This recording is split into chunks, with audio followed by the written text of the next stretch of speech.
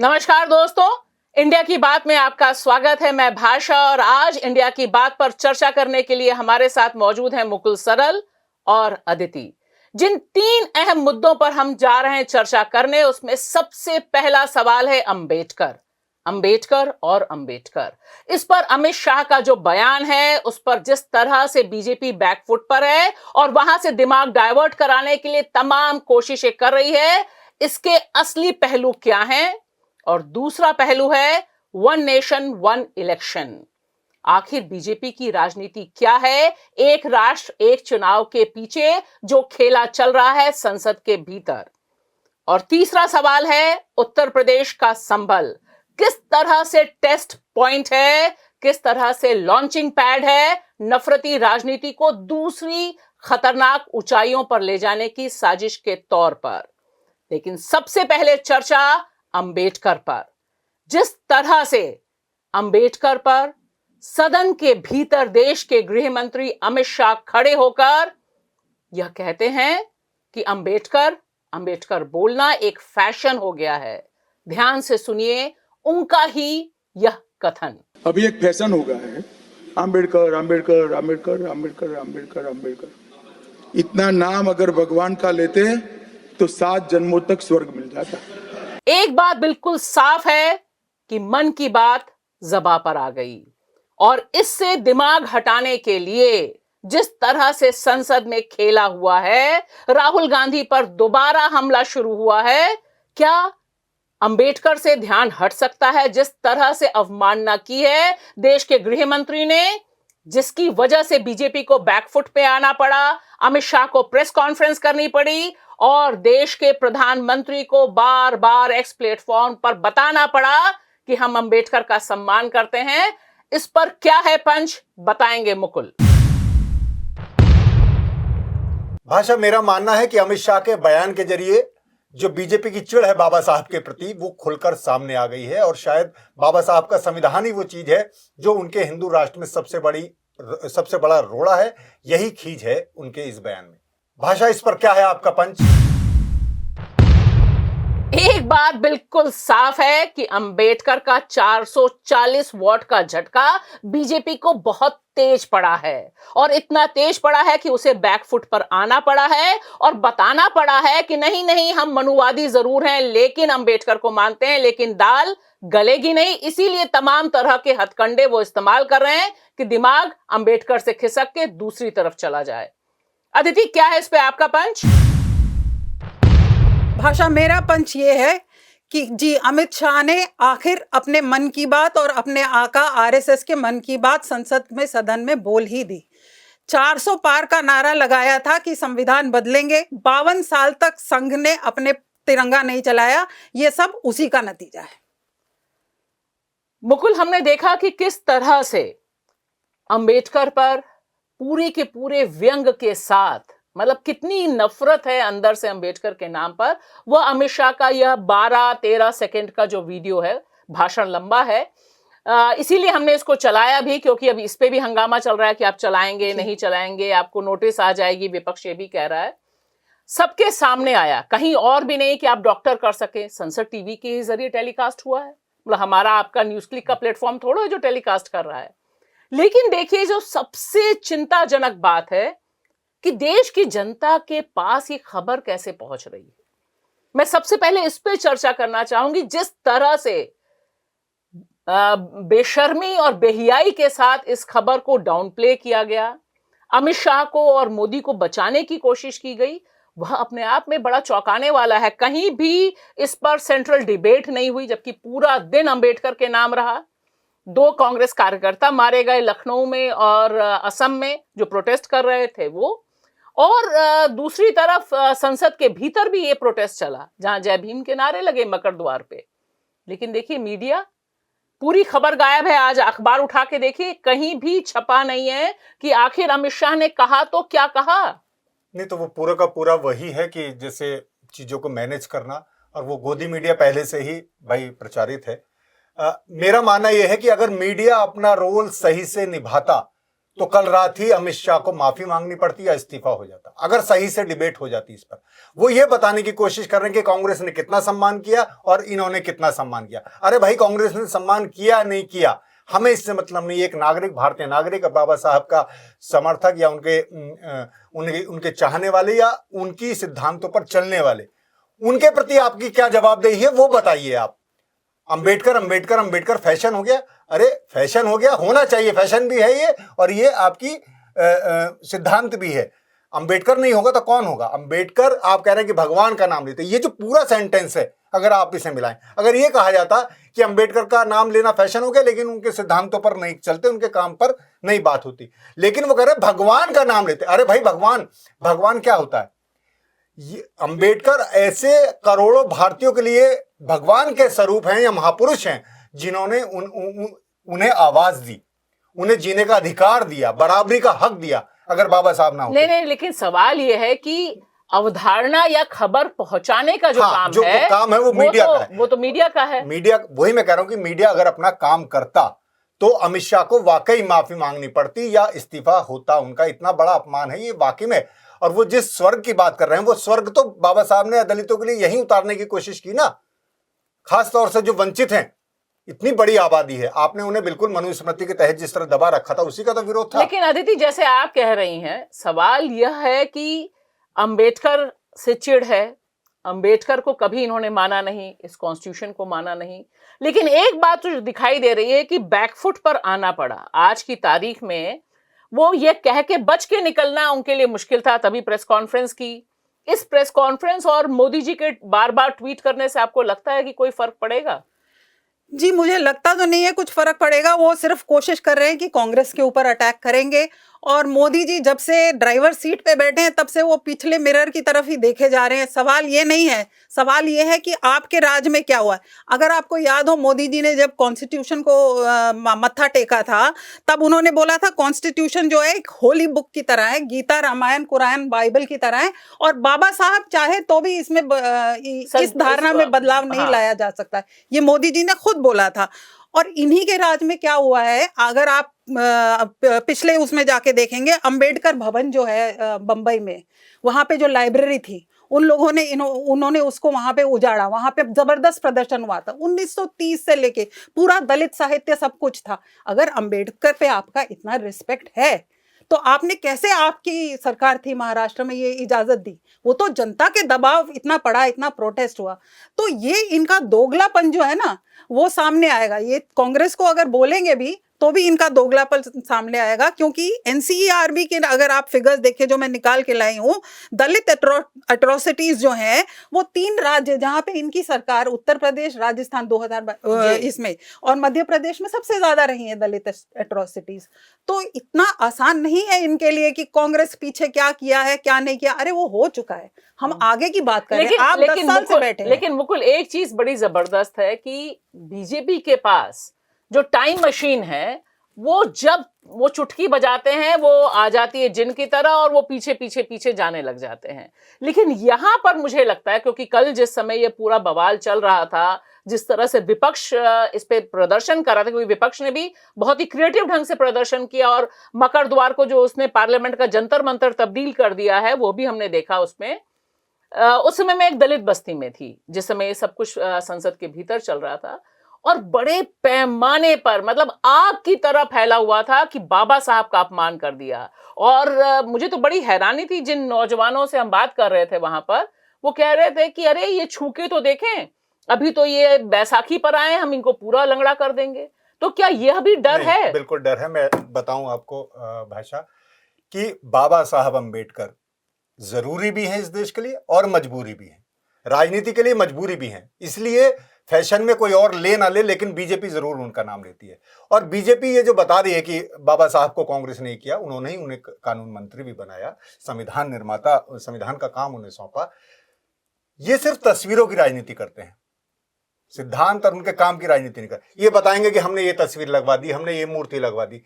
जो अदिति कह रही हैं, दलितों पर अत्याचार जिस तरह बढ़ा है, महिलाओं पर अत्याचार जिस तरह बढ़ा है, उसकी बात नहीं होती, उनके कामों की। और जो बार बार जो आरएसएस पूरा जो इनका वैचारिक पुरखा है, वो जो जिस तरह से मनुस्मृति की वकालत करता है, वो अंबेडकर का जो सिद्धांत है, जो संविधान है, उसके बिल्कुल विरुद्ध बिल्कुल है विरुद्ध है। और ये उसी को मानने वाले हैं। तो ये कह के नहीं बच सकते। और वाकई में मैं कह रहा हूं कि इतना जरूरी है कि इसी वजह से, और अब मैं ये कहूं कि इस पे लोगों को आपत्ति भी होगी कि वाकई में इन्होंने, अंबेडकर तो फैशन की वजह से नहीं लिया जा रहा नाम, लेकिन जय श्री राम का नारा वाकई में एक फैशन बन गया, जिस तरह से फैशन और एक डरावने हथियार बन गया दूसरों के खिलाफ। तो ये लोग वो इस्तेमाल कर रहे हैं महापुरुषों का, ना कि दूसरे लोग। अदिति, लेकिन एक चीज और दिखाई दे रही है कि ये जो शीर्ष सत्र है जो पार्लियामेंट का चल रहा है, ये बहुत खास है, क्योंकि हमने देखा है कि अभी तक बीजेपी बार बार बैकफुट पे जा रही है। शुरुआत हुआ तो अडानी पर चर्चा थी, उसको डाइवर्ट करने के लिए वन नेशन आया, जिसपे हम अलग से चर्चा भी करेंगे अभी, और इसके बाद अंबेडकर। तो आज की तारीख में अंबेडकर को बीजेपी जितना भी अपनाए, लेकिन एक जो बुनियादी सवाल लग रहा है कि वे चाहते हैं कि किसी भी सूरत में अंबेडकर और अंबेडकर से जुड़े हुए अपमान को वो कांग्रेस के मत्थे डाल दें। लेकिन दूसरी तरफ जमीन पर दिखाई दे रहा है कि कांग्रेस ही वह पार्टी है जो पूरे देश में प्रदर्शन कर रही है, और यहां पर इंडिया गठबंधन फिर एक साथ हो रहा है, क्योंकि ममता बनर्जी का भी बयान आ गया, सारे लोगों का बयान आया। तो मुझे लगता है मुकुल ने जो कहा है कि इस समय पॉलिटिक्स की मजबूरी और मजबूती दोनों है अंबेडकर। जी बिल्कुल। और जहां तक आपने बोला है, हाँ, सड़क के ऊपर सिर्फ कांग्रेस ही नहीं, खबरों में आ रहा है कि जगह जगह पे लोग उतरे हुए हैं और बीजेपी हेडक्वार्टर्स पे घेराव वगैरह हो रहा है, राष्ट्रीय जनता दल वगैरह ये सब उतरे हुए हैं वहां पे। और मुझे लगता है इसमें ऑपोजिशन को पार्लियामेंट के अलावा भी अब सड़क पे उतरना चाहिए, क्योंकि बीजेपी का जो दोगलापन है इसका तो पर्दाफाश करना ही चाहिए, अंबेडकर को लेके खासकर। और जहां तक आपने बैकफुट की बात की, वक्फ बिल पे तो भी बैकफुट हुआ है, अभी जो वन नेशन वन भी हो जाएगा, और अंबेडकर पे भी बैकफुट पे हुआ है। और मेरे ख्याल इनके पास और कुछ बोलने का है नहीं, इसीलिए वो कांग्रेस की पीछे की हिस्ट्री निकाल रहे हैं, जिसमें कोई मतलब उसमें आपकी क्या सफाई बनती है? आप 10 साल से बैठे हैं ना। जी जी, एक त्वरित टिप्पणी आप लोगों की।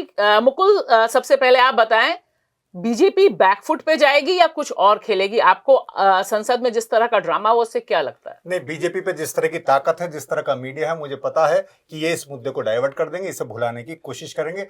हो सकता है कि आगे आने वाले चुनाव में जिस तरह संविधान का मुद्दा बना, ये भी एक मुद्दा बने, लेकिन बीजेपी इसे डाइवर्ट करने में सफल होगी। जी, मुझे लगता है कुछ हद तक ही डाइवर्ट करने में सफल होगी, अगर विपक्ष जो है इसे सही रूप में इसका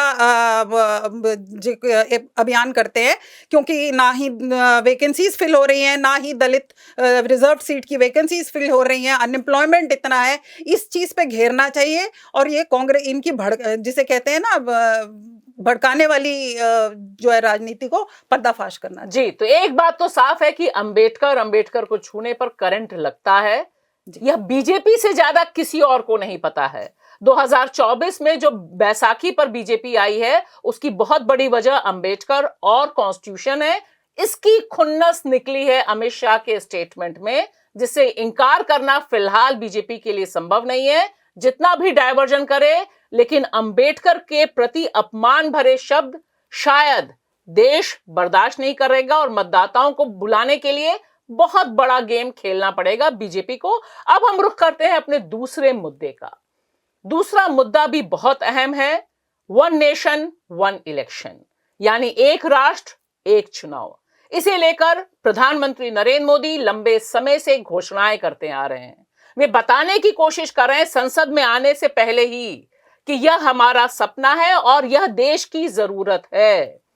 आज की तारीख में जिस तरह से सदन के भीतर हुआ, क्योंकि यह एक कॉन्स्टिट्यूशनल अमेंडमेंट है, इसके लिए 2/3 बहुमत चाहिए, और हम सब जानते थे कि किस मुद्दे से दिमाग डाइवर्ट कराने के लिए इस मुद्दे को पेश किया गया। हालांकि इस मुद्दे को जिस तरह से पेश किया, अर्जुन मेघवाल ने इसे रखा, उस समय भी यह लग रहा था कि इससे इंडिया गठबंधन जो बिखर रहा है, कम से कम वह एक साथ आ जाएगा। लेकिन सवाल यहां पर भारतीय मतदाताओं का है, क्योंकि लंबे समय से बैटिंग चल रही है कि बार बार चुनाव होने से देश की अर्थव्यवस्था पर बहुत बोझ पड़ता है और देश का विकास ठीक नहीं हो पाता है। तो सबसे बड़ा सवाल, वन नेशन वन इलेक्शन का दांव जरूरत है या फिर एक और धोखा है? क्या है इस पे पंच, बताएंगी अदिति। भाषा मेरा इसके पर पंच ये है कि ये पूरा जो है संघीय ढांचा पर एक बहुत ही बड़ा कुठाराघात है। और दूसरी बात ये है कि मेरा आपका जनप्रतिनिधि चुनने के अधिकार के ऊपर भी एक ये वार है। मुकुल, क्या है इस पे आपका पंच?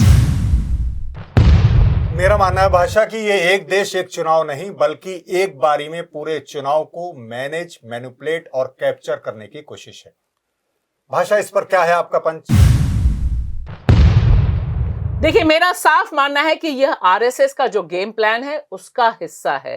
लंबे समय से वे चाहते हैं कि भारत का जो कॉन्स्टिट्यूशन है उसे रद्दी की टोकरी में डाल दिया जाए, क्योंकि देश का प्रियम्बल यह कहता है कि भारत यूनियन ऑफ स्टेट्स है, यानी राज्यों का हक केंद्र के बराबर है। और वन नेशन वन इलेक्शन यानी संघीय ढांचा खत्म और कॉन्स्टिट्यूशन को रद्दी की टोकरी में डालने का आरएसएस एजेंडा शुरू।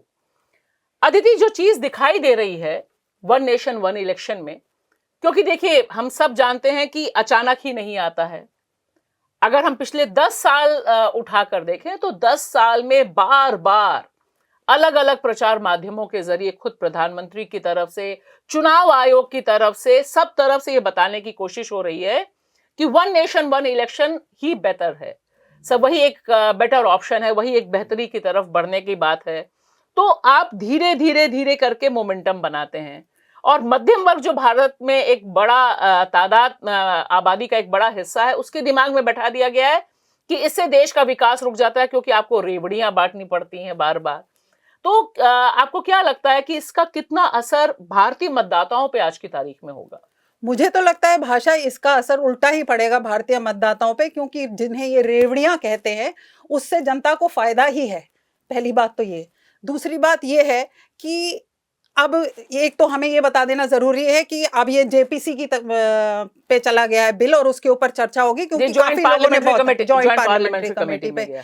लेकिन सवाल ये है कि आप म्युनिसिपल इलेक्शन तो करवा नहीं चाह रहे हैं, पंचायत राज पे स्टेट्स का जो अधिकार होता है उसे आप छीनना चाह रहे हैं।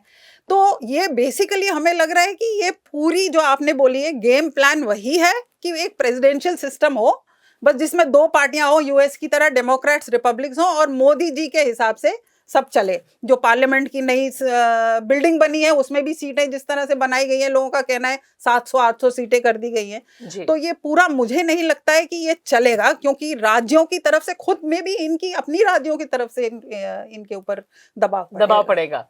मुकुल, लेकिन एक बात दूसरी है कि इसका जो काउंटर होना चाहिए था, पहली बात कि इससे कीमत कम नहीं होगी, इससे लागत कम नहीं होगी, इसे लेकर अनगिनत शोध हैं, अनगिनत रिसर्च हैं।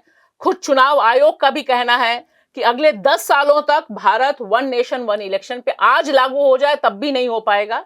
और साथ ही साथ खर्चे की बात कि खर्चा कम नहीं होगा, खर्चा बढ़ेगा, ईवीएम का खर्चा बढ़ेगा, आपको पूरे देश में एक ही वोटर लिस्ट बनानी होगी, उसका खर्चा बढ़ेगा, आपको पोलिंग बूथ्स बढ़ाने पड़ेंगे, उसका खर्चा बढ़ेगा। और बीच में जो राज्य सरकारें, जहां पे सरकार गिर जाएगी, वहां पर फिर चुनाव करा के 2 महीने 3 महीने या 2 साल, जितना भी साल होगा केंद्र के चुनाव के लिए, उतने समय तक एक सरकार बनेगी। लेकिन ये जो सारे आंकड़े हैं, इन आंकड़ों पर हमें कहीं बहस, कहीं लेख, और विपक्ष का भी इसको लेकर एक प्रचार में जाते हुए जाना दिखाई नहीं दे रहा है। तो लोगों को तो लग रहा है कि भाई क्या ठीक ही तो है, बार बार होता है, बार बार मोदी जी को सुनना भी पड़ता है। हाँ, नहीं, ये आप सही कह रही हैं कि विपक्ष, मुझे भी ये लग रहा था कि विपक्ष इस पर जिस तरह से काउंटर करेगा, जिस तरह से बात रखेगा, वो बात नहीं रखी गई और बस ये बात हुई कि जेपीसी को भेज दिया जाए। वाकई में बहुत बड़ा मुद्दा है, जैसे मैंने पहले भी कहा अपने पंच में कि ये एक साथ ही मैनेज, मैनिपुलेट करने और कैप्चर करने तक की कोशिश है, जिस तरह के आरोप पहले लगते रहे हैं।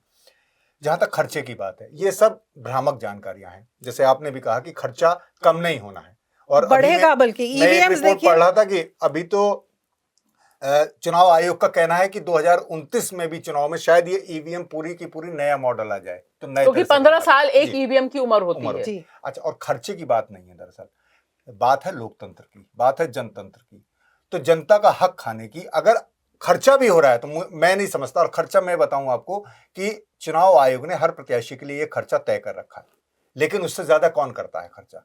पार्टियां किस तरह अनाप शनाप पैसा खर्च करती हैं। हमने अभी देखा, महाराष्ट्र चुनाव में भी आरोप लगे, किस तरह शराब बांटी जा रही है, किस तरह कैश बांटा जा रहा है। ये सब तो चुनाव के खर्चे में, आपके घोषित खर्चे में नहीं है, आप खुद ही खर्चे कर रहे हैं। यानी आप किसी तरह चुनाव को मैनेज करना चाहते हैं। और खर्चा अगर हो रहा है तो लोकतंत्र के लिए खर्चा, समय कुछ भी मायने नहीं रखता लोकतंत्र बचाने के लिए। तो ये जनता की अदालत से भागने की रणनीति है। जनता की अदालत में जो पेशी होती है ना बार बार, और सुनवाई होती है इस राज्य में, तो उस राज्य का हिसाब देना होता है। केंद्र भी बताता है कि मैंने ये किया इस राज्य के लिए, राज्य भी बताता है। उस पेशी से, उस कटघरे से भागने की कोशिश है जी। क्योंकि एक चीज और दिखाई दे रही है अदिति कि इसके जरिए जो एक सबसे खतरनाक पहलू है जिस पर बात बहुत कम है कि वोटर लिस्ट यूनिफाइड होगी। और देखिए, अगर मैं यहां पर जिक्र करूं कि किस तरह से असम में चल रहा है, असम में सीधे सीधे मुसलमानों को वोटर लिस्ट से गायब करने के लिए पूरा का पूरा प्लान बन नहीं गया है, एग्जीक्यूट होना शुरू हो गया है। वहां पर एनआरसी, आधार और वोटर लिस्ट तीनों को क्लब किया जा रहा है। और हेमंत बिस्व शर्मा जो वहां के मुख्यमंत्री हैं, वो पब्लिकली बोलते भी हैं। योगी भी का जो एक्सपेरिमेंट रहा है, अभी जो उपचुनाव हुए वहां भी हमने देखा कि आपके पास वोटर लिस्ट में नाम है, लेकिन सरकार चाहती है तो आप वोट नहीं दे सकते और कोई हंगामा नहीं होता इसमें। तो एक तरह से कोशिश ये भी है कि एक ही बटन के साथ बहुत सी बड़ी आबादी को आप वोटर लिस्ट से ही गायब कर दें और यह बताएं कि आप इसलिए वोट नहीं दे सकते। और नफरती अभियान में तो सरकार इस समय आगे बढ़ी जा रही है। हाँ बिल्कुल। और इसका असल में थोड़ा थोड़ा अभी भी, जैसे आपने बोला कि यूपी में हुआ था, वो चालू हो चुका है, वोटर्स लिस्ट से नाम गायब होना। अभी अभी आम आदमी पार्टी ने आरोप लगाया है कि जिन लोगों ने 22 या 23 एक ब्लॉक में अभी लोकसभा में वोट दिया था, उनके 25 वोट नहीं है वहां पे जी। तो ये छोटे लेवल पे अभी चालू हो गया है, लेकिन वन नेशन वन इलेक्शन में इसका पूरे को देखना और करना, ये बड़े लेवल पे पूरी संभावना इसकी हो सकती है कि एक तबका जो है वो टोटली एक्सक्लूड हो जाए, या जैसे आपने कहा कि वोट देने जाने की उनको वोट ही नहीं देने। और इस खतरे से मुझे लगता है जो बात है कि विपक्ष को बहुत, और बुद्धिजीवियों को जो भी संविधान के प्रति समर्पित हैं, उन्हें जनता को जागरूक करने की बहुत जरूरत है। वाकई जो मध्य वर्ग है वो ये सोचता है कि बार बार चुनाव से विकास कार्य बाधित होता है, लेकिन विकास कार्य बाधित नहीं होते हैं, ये बिल्कुल क्लियर करना चाहिए। बल्कि विकास कार्य हो सकता है कि बढ़ ही जाए, क्योंकि मजबूरी में करने पड़ जाते हैं। हाँ। जैसे अभी हमने देखा कि एमएसपी वाला जो मसला था महाराष्ट्र चुनाव से पहले, तो न्यूनतम समर्थन मूल्य मोदी सरकार को महाराष्ट्र चुनाव से पहले देना पड़ा, या महिलाओं को जो पैसा था वो उनको पहले देना पड़ा। अब सभी राज्य एक एक करके कर रहे हैं, दिल्ली ने भी कर दिया। इससे जनता को तो फायदा ही है ना, आप एक बार कर देंगे फिर 5 साल बाद एक और खतरा जो है, अगर एक बार चुनाव हो गया है ना, और एक बारी में आपका वही, जैसे आपने कहा राष्ट्रपति प्रणाली जिस तरह से, फिर उस तरह ये जो फिर अंततः वहीं पहुंच जाता है, जो चाहे बाबा साहब के अपमान से जुड़ी बात है या संविधान के अपमान से जुड़ी बात है या उसे ना मानने, धीरे धीरे धीरे मनुस्मृति वाला कानून लागू करके धीरे धीरे हिंदू राष्ट्र घोषित करने की पूरी मंशा, उसमें बहुत आसान होगा फिर जी। और मुझे लगता है कि अब तो धीरे धीरे भी नहीं, बड़ी तेजी से बैटिंग चल रही है, क्योंकि 2025 आरएसएस के 100 साल पूरे हो रहे हैं और उसके एजेंडे में सिर्फ एक ही चीज बच गई है, और इसी से जुड़ा हुआ हमारा तीसरा मुद्दा है उत्तर प्रदेश का संभल। हम सब ने देखा कि संभल में क्या हुआ, और आज की तारीख में भी क्या हो रहा है यह भी दिखाई दे रहा है कि किस तरह से संभल से जो सांसद हैं उनके घर बिजली चेक करने के लिए पुलिस फोर्स पहुंचती है। और जो जखीरा आपको स्क्रीन पे दिखाई दे रहा है, आपको समझ ही नहीं आएगा कि ये क्या कर रहे हैं, इतनी बड़े तादाद में जो पुलिस वहां खड़ी है। और सिर्फ इतना ही नहीं, मुसलमानों के घर पर जिस तरह से आगे की पूरी नाले इंक्रोचमेंट कह के हटा दिया गया, बुलडोजर चला वहां पर, और यह बताया गया कि ये सारे लोग अतिक्रमण करने वाले हैं और सारे के सारे मुसलमान हैं। सिर्फ इतना ही नहीं, हर कुएं में खुदाई हो रही है, इतने साल से बंद मंदिर खोजे जा रहे हैं, और सबसे चेतावनी वाली बात, कई दशक पहले वहां पर जो हिंसा हुई थी उसके केस खोले जा रहे हैं। आखिर उत्तर प्रदेश में संभल में हो क्या रहा है? क्या यह एक लॉन्चिंग पैड है नफरती अभियान को दूसरे स्तर पे ले जाने का? क्या है इस पे पंच, बताएंगे मुकुल।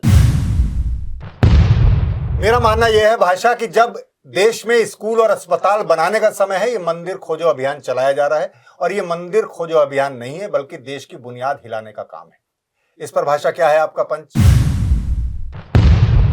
मेरा साफ मानना है कि यह एक टेस्ट केस है। इसमें अगर योगी आदित्यनाथ की सरकार पास हो जाती है तो यही मॉडल देश भर में चलेगा। हिंदू राष्ट्र किस तरह से स्थापित होगा और किस तरह से माइनॉरिटी पर हमले होंगे, इसे हम समझ सकते हैं संभल से। अदिति, क्या है इस पे आपका पंच? भाषा, मेरा पंच ये है कि चाहे बुलडोजर हो, चाहे वर्शिप एक्ट हो, सुप्रीम कोर्ट की पूरी ऑर्डर्स की ये अवमानना की जा रही है उत्तर प्रदेश में, और धड़ल्ले से की जा रही है। और ये योगी आदित्यनाथ, मुझे लगता है, अपने आप को हिंदू हृदय सम्राट बनाने के पूरी कोशिश में लगे हुए हैं, नरेंद्र मोदी को पछाड़ के। और इसमें मुझे लग रहा है कि नींव वहीं पे रखी जा रही है हिंदू राष्ट्र के एजेंडे को, जैसे आपने कहा, एक दूसरे स्तर पर ले जाने।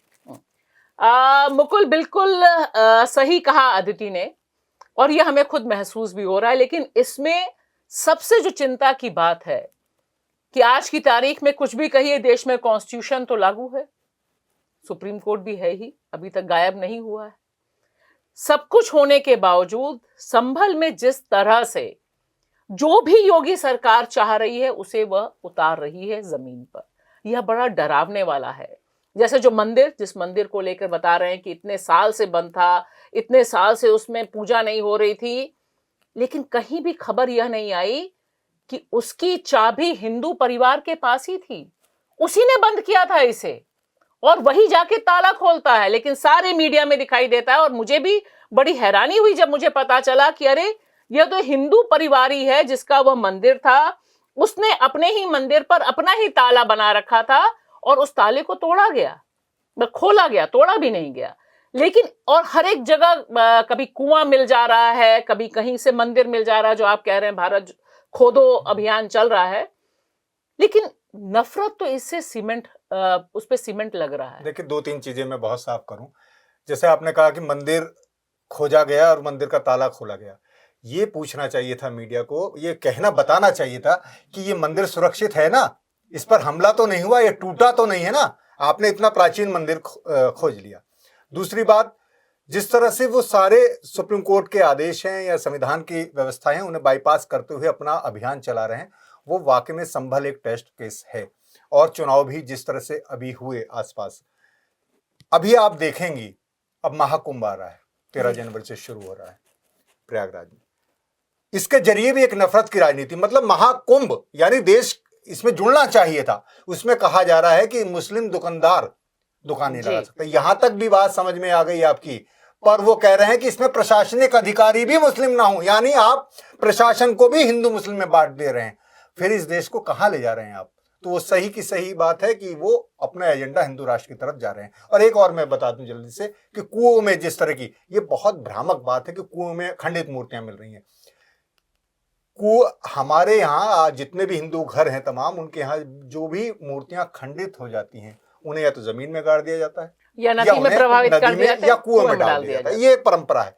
अब आप जिस भी कुएं को खोद लो, गांव में, शहर में, जिस भी जमीन खेतों को खोद लो, वहां कोई ना कोई मूर्ति पत्थर निकल आएगा। अब आप ये बताएं कि वो इस वजह से, उनके आतंक की वजह से, या उन्होंने छुपा दी, या उन्होंने बंद कर दी, या उन्होंने खंडित कर दी, ये बहुत बड़ा दुष्प्रचार चल रहा है। मुझे लग रहा है इससे देश को बचना चाहिए। क्योंकि देखिए अदिति, एक बात बिल्कुल साफ दिखाई दे रही है कि जो कुछ भी संभल में हो रहा है या उत्तर प्रदेश के बाकी जगहों पे हो रहा है, मैं काशी भी नहीं भूलना चाहिए, जहां से प्रधानमंत्री सांसद हैं, एक के बाद एक ड्रामा वहां चल रहा है।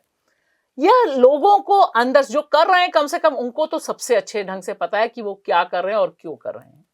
लेकिन इसके बहाने जो हिंदू मानसिकता है, जो दिमाग है, उसमें जो नफरत फैलाने की कोशिश है, वह बहुत तगड़ी। और मैं इसलिए यहाँ पर, उन्होंने कुंभ का हवाला दिया, अभी जाकिर हुसैन साहब ने अलविदा कहा, तबले के सरताज, तो हम लोग उस समय बात कर रहे थे, क्योंकि उसी दिन यह भी भाषण आया योगी आदित्यनाथ जी का कि देश जो है राम और कृष्ण से चलेगा, बाबरों से नहीं चलेगा।